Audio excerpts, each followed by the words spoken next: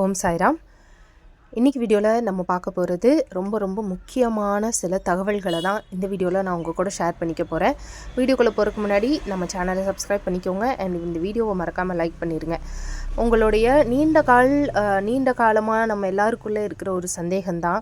அந்த மாதிரி பல சந்தேகங்களுக்கான ஒரு தெளிவான விளக்கமாக வீடியோவாக தான் இந்த வீடியோ இருக்க போகுது. எனக்கு பர்சனலாக ரொம்ப பிடிச்ச ஒரு சப்ஜெக்ட் அண்ட் ரீசண்டாக நான் புக்ஸ் படித்து நான் தெரிஞ்சுக்கிட்ட சில அரிய வகை தகவல்களை எல்லாம் தான் உங்கள் கூட நான் இந்த வீடியோவில் ஷேர் பண்ணிக்க போகிறேன்.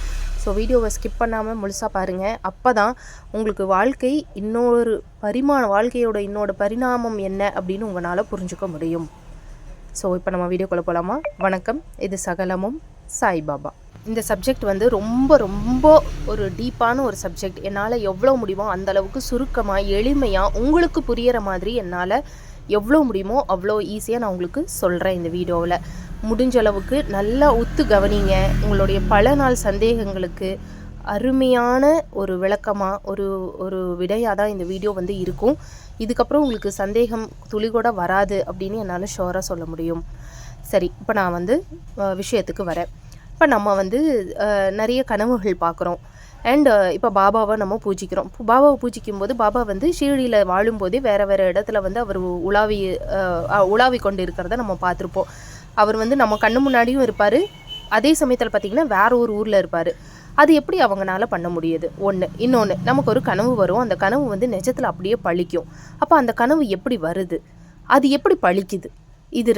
இது நம்மள பல பேருக்கு இது ரொம்ப நாளாக ஒரு சந்தேகம் இருந்துக்கிட்டே இருக்கும்.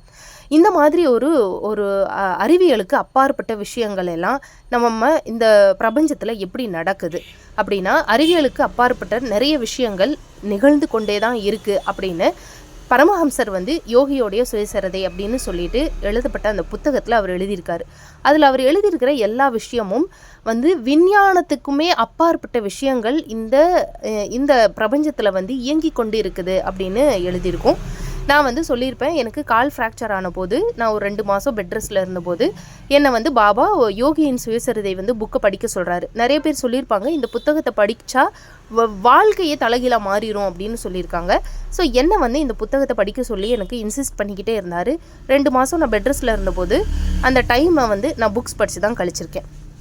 அதில் ரொம்ப முக்கியமாக நான் படித்த புத்தகம் யோகியின் சுயசரிதை.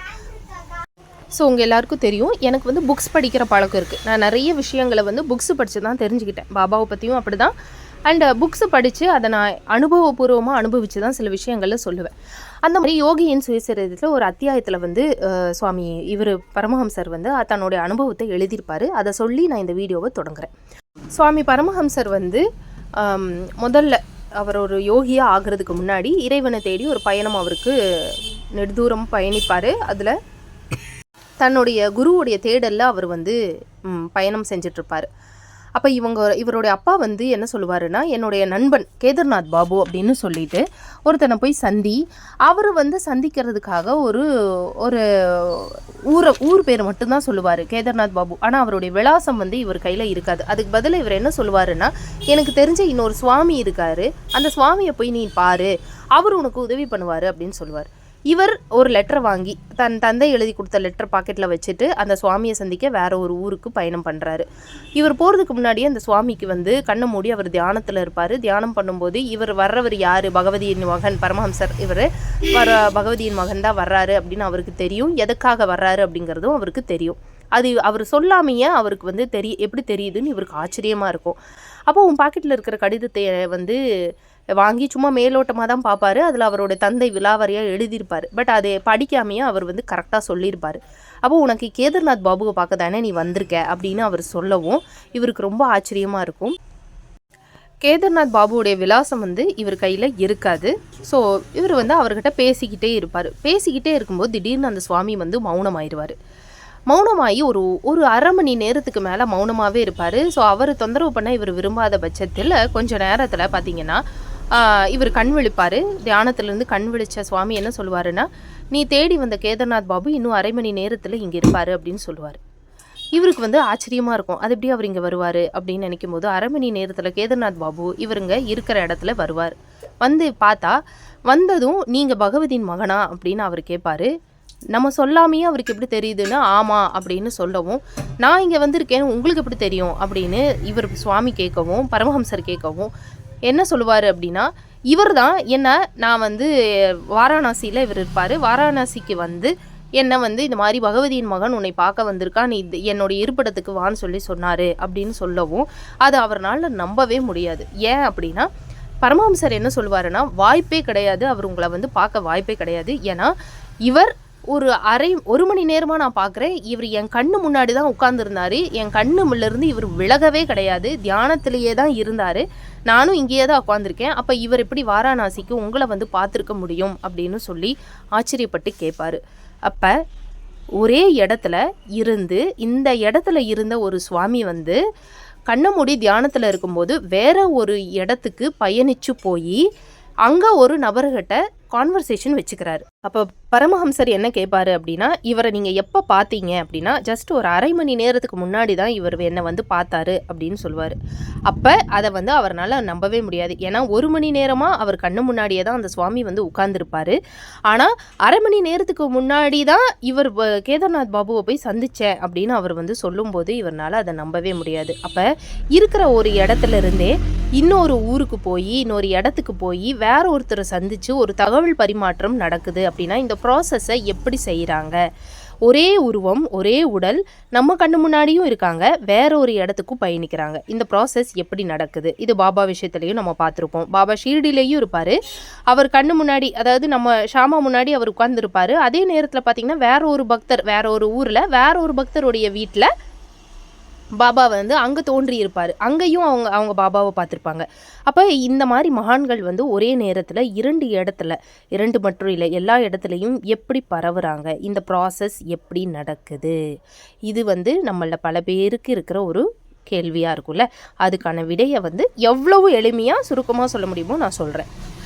அதாவது நம்ம வாழ்கிற இந்த உலகம், இந்த உலகத்துக்கு பேர் வந்து ஸ்தூல உலகம் அப்படின்னு சொல்லலாம், இல்லை மண் உலகம் அப்படின்னு சொல்லலாம். இந்த மாதிரி இன்னொரு கண்ணுக்கு தெரியாத உலகம் இருக்குது, அதுதான் சூட்சும உலகம் அப்படின்னு சொல்கிறாங்க. 2 உலகம் இருக்குது. அதில் சூட்சும உலகம் வந்து நம்ம கண்ணுக்கு தெரியாத உலகம். அந்த சூட்சும உலகத்தில் தான் இந்த மகான்கள் வந்து பயணிக்கிறாங்க அப்படின்னு சொல்லப்படுறாங்க. பாபாவாகட்டும் இல்லை எல்லா சித்தர்களாகட்டும் இந்த மண் உலகத்தில் தோன்றினாலும் திடீர்னு மறைஞ்சு போயிடுவாங்க, காணாமல் போயிடுவாங்க. இவங்களாம் எங்கே காணாமல் போகிறாங்க அப்படின்னு பார்த்தா சூட்சும உலகத்தில் தான் வாழ்ந்துக்கிட்டு இருப்பாங்க. அந்த சூட்சும உலகம் நம்ம கண்ணுக்கு தெரியாது. நம்மளுடைய உலகத்துக்கும் சூட்சும உலகத்துக்கும் நிறைய வித்தியாசம் இருக்குது அப்படிங்கிறாங்க. என்ன வித்தியாசம்? சூட்சும உலகம் நம்ம உலகத்தை விட அதிவேகமாக பயணிக்கிறது அப்படின்னு சொல்கிறாங்க. அது ரொம்ப வேகமாக பயணிக்குது. அந்த உலகத்தில் தான் இந்த மகான்கள் வந்து நடமாடிக்கிட்டு இருக்காங்க. அதனால தான் நம்ம என்ன சொல்கிறோன்னா, மகான்களும் சித்தர்களும் மறைந்தாலும் சமாதி ஆனாலும் இந்த உலகத்தில் வாழ்ந்து கொண்டு தான் இருக்கிறார்கள் அப்படின்னு நம்ம சொல்கிறதுக்கு காரணம் என்ன அப்படின்னா, அவங்க இந்த சூட்சும உலகத்தில் வாழ்ந்து கொண்டே இந்த மண் உலகத்தை நம்மளுடைய ஸ்தூல உலகத்தை இயக்கி கொண்டு இருக்கிறார்கள். சூட்சும உலகத்துக்கும் நம்மளுடைய ஸ்தூல உலகத்துக்கும் உள்ள வித்தியாசம் என்ன அப்படின்னா, ஸ்தூல உலகத்தில் அதாவது மண் உலகத்தில் நடக்க இருக்கும் சில விஷயங்கள் சூட்சும உலகத்தில் ஆல்ரெடி நடந்தேறி விட்டது அப்படின்னு சொல்கிறாங்க. அது எப்படின்னா, உதாரணத்துக்கு நான் ஒன்று சொல்கிறேன். இப்போ நீங்கள் ஒரு வீடு கட்டணும் அப்படின்னு வேண்டிக்கிறீங்க, வீடு கட்டி கிரகப்பிரவேசம் பண்ணணும் அப்படின்னு சொல்லி வேண்டுறீங்க. உங்களுக்கு வீடு கட்டி நீங்கள் கிரகப்பிரவேசம் பண்ணுற இந்த ஒரு விஷயம் வந்து சூட்சும உலகத்தில் ஆல்ரெடி நடந்து முடிஞ்சிருக்கும். அவ்வளவு அதிவேகமாக அந்த சூட்சும உலகம் வந்து பயணிக்கிறது. அப்போ நீங்கள் பாபா கிட்டையோ இல்லை மகான்கள் கிட்டையோ வேண்டுறீங்க, நான் வீடு கட்டணும் கிரகப்பிரவேசம் பண்ணணும் அப்படின்னா உங்களுக்காக அதை மாற்றி எழுதி சூட்சும உலகத்தில் நீங்கள் ஆல்ரெடி ஒரு வீடு கட்டி கிரகப்பிரவேசம் பண்ணி இருப்பீங்க. அதுக்கப்புறம் தான் அந்த மகான்கள் உங்ககிட்ட வந்து நீ வந்து பாராயணம் பண்ணு, பூஜை பண்ணு, இதை பண்ணு, நான் உனக்கு இதை கொடுக்குறேன் அப்படின்னு சொல்லியிருப்பாரு. அதுக்கப்புறம் நம்ம வந்து பூஜைகளையும் புரஸ்காரத்தையும் பாராயணங்களையும் கடைபிடிக்கிறோம். என்ன, ஒரு வீடு கட்டணும் கிரகப்பிரவேசம் பண்ணணும்னு வேண்டிக்கிட்டு நம்ம ஒன்று செய்கிறோம். அப்படி நம்ம செய்யும்போது நமக்கு ஒரு கனவு வரும். அந்த கனவுல வந்து நம்ம வீடு கட்டி கிரகப்பிரவேசம் பண்ண மாதிரியே நமக்கு ஒரு கனவு வரும். அந்த கனவு வந்து ஒரு 2 வருடம் கழித்து நிஜமாகும், பழிக்கும் இல்லையா? அப்போ நம்ம என்ன சொல்கிறோன்னா, நான் இந்த பூஜை பண்ணேன், அப்போ நான் இந்த கனவு எனக்கு வந்தது, அந்த கனவு நிஜமாயிருச்சு, அப்போ என் வேண்டுதல் நிறைவேறி விட்டது அப்படின்னு நம்ம சொல்கிறோம். அதுக்கு அர்த்தம் என்ன அப்படின்னா, சூட்சும உலகத்தில் ஆல்ரெடி நடந்தேறி விட்ட ஒரு விஷயத்தை தான் இறைவன் நமக்கு கனவுல காட்சியாக கொடுக்குறாரு அப்படின்னு அர்த்தம். அதாவது மண்ணுலகத்தில் நடக்க இருக்கும் ஒரு விஷயம் சூட்சும உலகத்தில் ஆல்ரெடி நடந்தேறி விட்டது. அது நடந்தேறி விட்டதுக்கு அப்புறம் தான் நம்மகிட்ட வந்து பூஜை பாராயணங்களை பண்ணுங்கன்னு சொல்கிறாங்க. அவர்களுடைய வழிகாட்டுதல் படி நாம் அதை கடைபிடிக்கும் போது நமக்கு கனவுல காட்டி கொடுத்து இது உனக்கு நடக்க இருக்கு அப்படின்னு சொல்கிறாங்க. அதுக்கப்புறம் நம்ம பூஜை புரஸ்காரம் பாராயணங்களை எல்லாம் பண்ணதுக்கப்புறம் சூட்சும உலகத்தில் ஆல்ரெடி நடந்தேறி விட்ட அந்த விஷயம் நமக்கு மண் உலகத்தில் அது நடக்குது. அது எப்போ நடக்குதுன்னா கொஞ்சம் லேட்டாக தான் நடக்குது. நடந்து முடிஞ்சதுக்கப்புறம் தான் நமக்கு வந்து தோணும், என்னன்னா நம்ம இந்த பூஜைகளை எல்லாம் செஞ்சோம், அதுக்கப்புறம் தான் நமக்கு இது நடந்திருக்கு அப்படின்னு சொல்கிறாங்க. சூட்சும உலகம் அப்படிங்கிறது இந்த தேவர்களும் மகான்களும் உலாவிக்கொண்டு வாழ்ந்து கொண்டிருக்கும் ஒரு உலகம். அந்த உலகம் நம் கண்ணுக்கு தெரியாது. நம்ம எல்லாருக்குள்ளேயும் 2 உடல் இருக்கு அப்படின்னு சொல்றாங்க. அதுதான் இந்த சூட்சும உலகம், சூட்சும உடல் அப்படின்னு சொல்றோம். இப்போ இந்த மகான்கள் வந்து இந்த மாதிரி தான் 2 இடத்துலையும் அவங்க பயணிக்கிறாங்க. நம்ம கண்ணு முன்னாடியே இருந்தாலும் தியானத்தின் மூலமாக அவங்க வேறு ஒரு உலகத்தில், அதாவது ஸ்தூல உடல்லிருந்து வெளியே வந்து சூட்சும உடலை பெற்று அந்த உடலை மூலமாக பயணம் செஞ்சு வேறு ஒரு இடத்தில் பயணித்து வேற ஒரு நபரை சந்தித்து திரும்பவும் இந்த மண்ணுலகத்துக்கு வர்றாங்க. அப்போ அந்த நபர், குறிப்பிட்ட நபர் வந்து ஒரே இடத்துல ரெண்டு இடத்துல வந்து ஒரே நபர் இப்படி இருக்காங்க அப்படின்னா அந்த நபர் வந்து பார்த்தது, கேதார்நாத் பாபு வந்து அந்த சுவாமியை பார்த்த அந்த உடல் வந்து சூட்சும உடல். பரமஹம்சர் முன்னாடி அவர் உட்கார்ந்திருந்தது வந்து ஸ்தூல உடல். ஸ்தூல உடல்ல இருந்து அவர் வெளியே போய் சூட்சும உடலை பெற்று அவரை சந்திச்சு பேசி திரும்பவும் இந்த ஸ்தூல உடலுக்கு வந்து உட்கார்ந்துட்டாரு. இந்த மாதிரி இந்த சூட்சும உலகத்துல சூட்சும உலகம் அப்படின்னு ஒரு இருக்கு, சூட்சும உடலும் ஒன்று இருக்கு. அந்த உடலை பெற்று தான் இவர்கள் வெவ்வேறு இடங்கள்ல பயணிக்கிறாங்க. இப்ப நமக்கு வர்ற கனவுகள், இப்போ நம்ம குழந்தை வேணும் அப்படின்னு வேண்டுறோம். அப்போ ஒருத்தங்களுக்கு கனவு வருது, குழந்தைய பெத்த மாதிரியும் கையில் குழந்தையோடு அவங்க இருக்கிற மாதிரி ஒரு கனவு வருது அப்படின்னா சூட்சும உலகத்தில் அவங்க ஆல்ரெடி குழந்தைய பெத்துட்டாங்க அப்படின்னு அர்த்தம். அதையே தான் கடவுள் கனவு மூலயமா உனக்கு இது நடக்க இருக்கு, நீ என்னைய நம்பி பாராயணமும் பூஜையும் பண்ணு, நான் உனக்கு கொடுக்குறேன் அப்படின்னு ஊர்ஜிதமாக சொல்கிறாங்க. அந்த ஊர்ஜிதமாக சொல்லப்படுற அந்த கனவு நிஜமாவே நடக்குது அப்படின்னா அதுக்கு காரணம் அது சூட்சும உலகத்தில் ஆல்ரெடி நடந்தேறி விட்டது தான் சூட்சும உலகம் அப்படின்னு நம்ம சொல்ற இந்த ஸ்தூல உலகத்துக்கும் சூட்சும உலகத்துக்கும் உள்ள வித்தியாசம். மண்ணுலகத்தில் நம்ம வாழ்கிற எல்லாருமே இச்சாசக்தின்னு நம்ம சொல்லுவோம். இச்சாசக்தியை பற்றி நம்ம வந்து வேற அடுத்த ஒரு வீடியோவில் நான் உங்களுக்கு சொல்கிறேன். நம்ம ஆசைகள்னால தான் நம்ம திரும்பவும் பிறக்கிறோம் அப்படின்னு நம்ம சொல்கிறோம். எவ்வளோ பெரிய ஒரு விஷயம்னு பாருங்கள். கர்ம வினைகளால் நம்ம பிறக்கிறோம் அப்படின்னா ஆசைகளாலவும் நம்ம திரும்பவும் பிறந்து வர்றோம். இப்போ இந்த சூட்சும உலகத்தை, சூட்சும சக்தியை நம்ம படுத்த முடியும்னா தாராளமாக கண்டிப்பாக பண்ணலான்னு சொல்கிறாங்க. அதுக்கு தான் இந்த கிரியா யோகத்தை வந்து கற்றுக்கொள்ளணும் அப்படின்னு. தியானத்தின் மூலமாகவும் கிரியா யோகத்தின் மூலமாகவும் இந்த சூட்சும சக்தியை நம்ம படுத்திக்க முடியும்.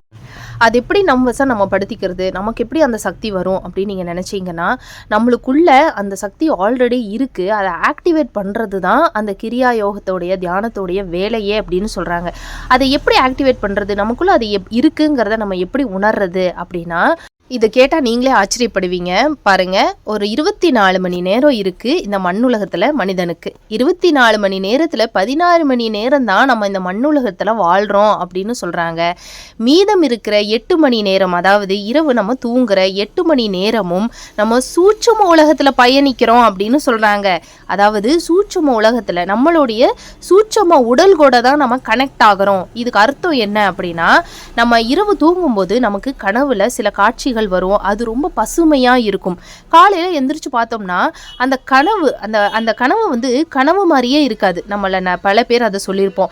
ஒரு கோயிலுக்கு போகிற மாதிரியும், ஒரு இடத்துல நம்ம நிற்கிற மாதிரியும், ஒரு கடவுளை நம்ம நேரில் பார்த்த மாதிரியும், அவங்கள தொட்ட மாதிரியும், அந்த ஸ்பரிசங்கள், அந்த உணர்வுகள், அது எல்லாமே பார்த்தீங்கன்னா நிஜமாலுமே நம்ம அனுபவித்த மாதிரியே இருக்கும். பார்த்தா நமக்கு கனவு மாதிரியே இருக்காது. நம்மளே சொல்லுவோம், நிஜத்தில் அந்த இடத்துக்கு போன மாதிரி இருந்தது, நிஜத்தில் பாபாவை பார்த்த மாதிரி இருந்தது, நிஜத்தில் முருகனை பார்த்த மாதிரி இருந்தது நம்ம சொல்லுவோம் இல்லையா? அது எல்லாமே சூட்சம உலகத்தில் நாம் பயணிச்சுட்டு வந்திருக்கோம். ஆக மொத்தம் நம்ம காண்ற கனவு, இரவு 8 மணி நேரம் நம்ம தூங்கும்போது நம்ம காண்ற கனவுல காண்ற காட்சிகள் எல்லாமே நம்மளுடைய சூட்சம உடல், சூட்சம உலகத்தில் பயணிச்சுட்டு வர்ற விஷயத்தை தான் நம்ம கனவாக பார்க்குறோம்.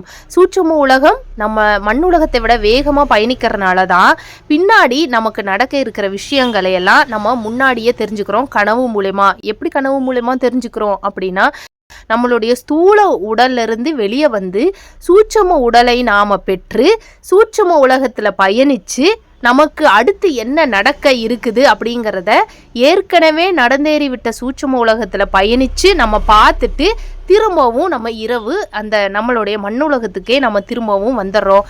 நம்ம காலையில் கண் விழிக்கும் போது நம்ம மண் உலகத்தில் இருக்கிறோம். அப்போ நம்ம உடம்புக்குள்ள 2 சக்திகள் இருக்குது. அந்த 2 சக்தியை, ஒரு சக்தியை தான் நம்ம அதிகமாக பயன்படுத்துகிறோம். அந்த 2வது சக்தியை ஆக்டிவேட் செய்ய நம்ம தியானம் செய்ய வேண்டும்.